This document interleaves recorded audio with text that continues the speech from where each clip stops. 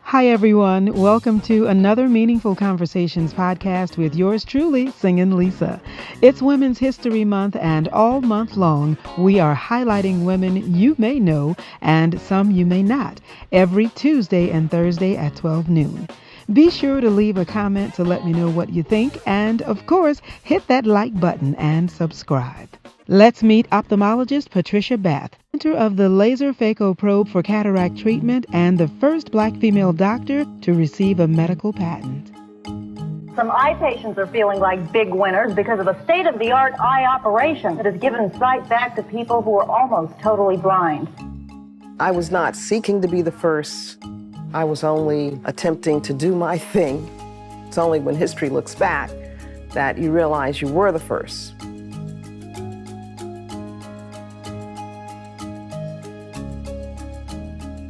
I was always a curious child. I was what they call a nerd.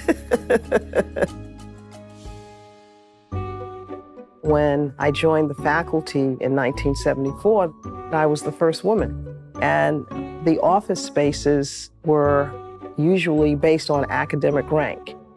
The other assistant professor was a guy.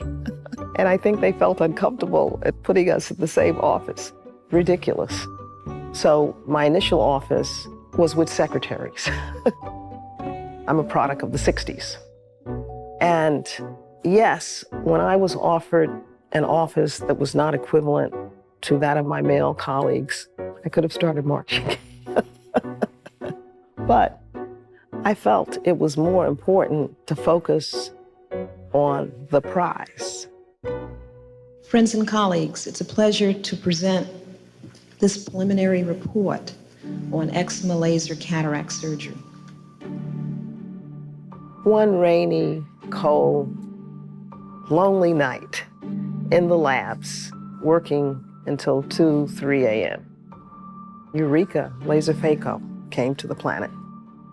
I explained to the rector what I had achieved, and he said, "You didn't do that, that's impossible." There was not acceptance.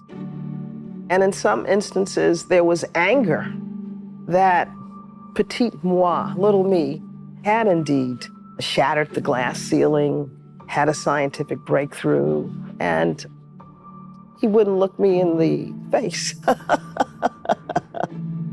The narrative of surprise, it has to change. I realize that when I achieve these things, it helps what other women and other people of color, Black women, can do. But keep in mind, I never had any doubts. We're celebrating a hidden figure. Time magazine calls her one of the women who changed the world. Dr. Patricia Bath is the inventor who revolutionized the way cataract surgery was performed. I will have the privilege of speaking with her in just a moment, but first, take a look at her story. The human eye is one of our most complex organs. 100 million cells working hard each day to give us the gift of sight.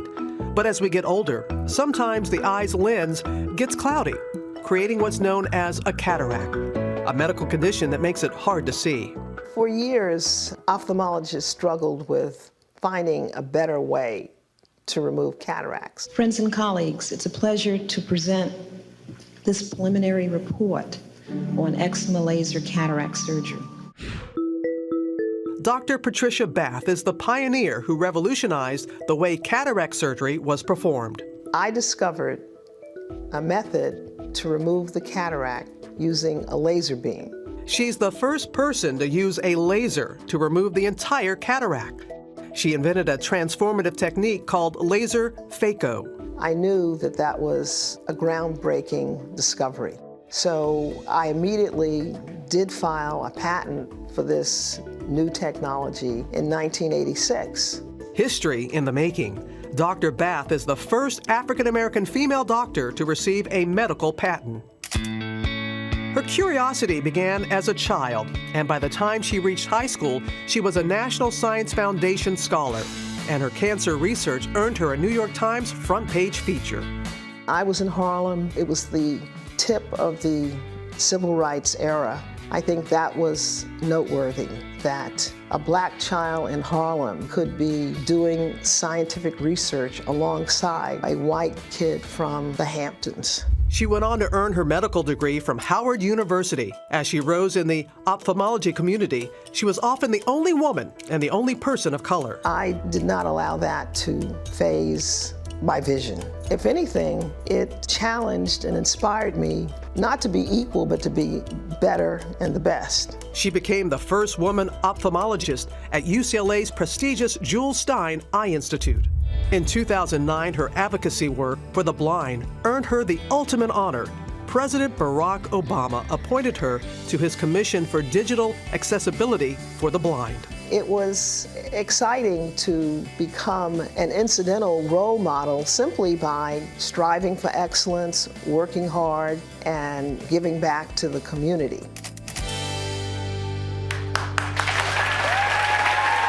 Would you please welcome to Good Morning America, Dr. Patricia Bath.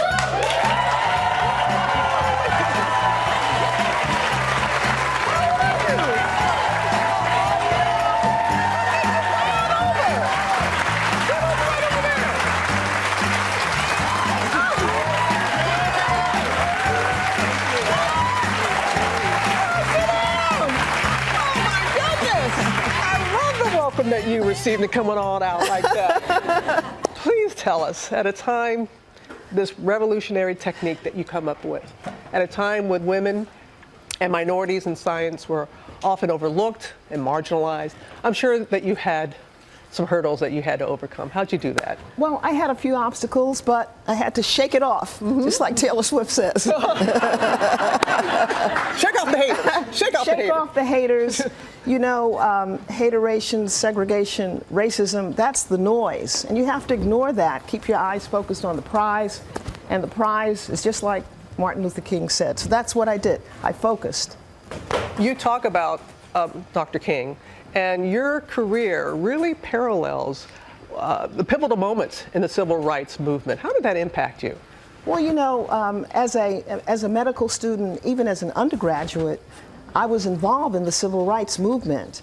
And so, you know, I saw the results of the suffering from racism with healthcare disparities, and I was determined to make a difference. I was determined to try and serve my community in Harlem. And because you had offers to go all around the world, and you chose to stay here in your community, even working out in California, you were still working with the Martin Luther King Hospital. You know, I had dream credentials from NYU and Columbia, and when I was at UCLA, I decided I'm going to serve the people in Compton and Watts in addition to my practice at UCLA. You know, I had to do that because of my formative years during the civil rights struggle. And you have, though, traveled around the world in helping people and preventing blindness with your organization. Tell us about that. Well, the American Institute for the Prevention of Blindness, we championed and presented a new concept called community ophthalmology. And using this strategy, we wanted to prevent blindness throughout the world because we believe that eyesight is a basic human right. And just like health care is a basic human right in America. I said it. I know, you said it. I said it. You said it, my friend. And you know, we have a little something in common. My parents met and fell in love at Howard University. My niece is a graduate of the medical school at Howard, of which of course you are. Right. They're celebrating your 50 years from doing that with something special for you at Howard. Exactly. I graduated in 1968. This is our 50th anniversary, and I'm being honored by a named scholarship. Oh, that's wonderful. That's terrific. Love Howard.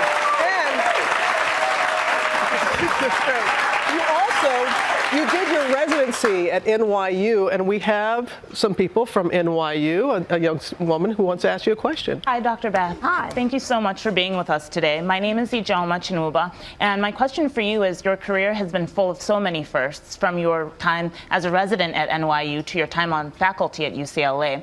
How did you remain open to pursuing these roles, although there were no other women or African Americans who had done those things before? Well, I need to connect with what Robin said. You know, coming from a family, my father immigrated from Trinidad in the West Indies. My mother came from the South, and they had high expectations. Only 100%, only A's. You know, they wanted me to absolutely be the best, and so I had to use my life and, you know, reward them by hard work.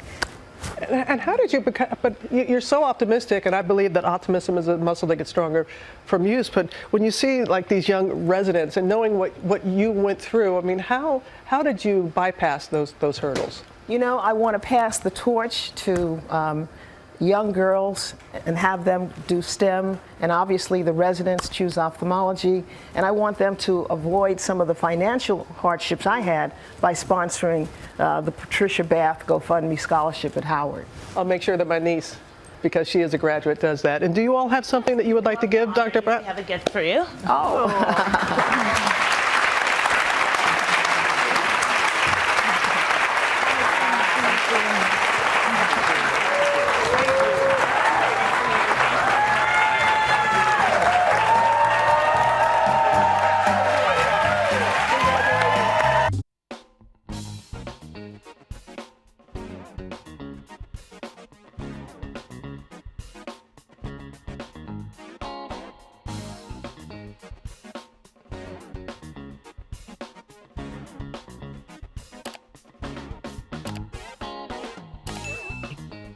Thank you so much for tuning in to Meaningful Conversations with yours truly, Singinlisa.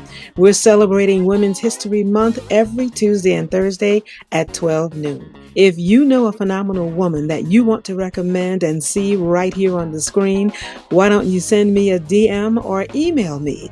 The information is in the description below. Until next time, keep shining.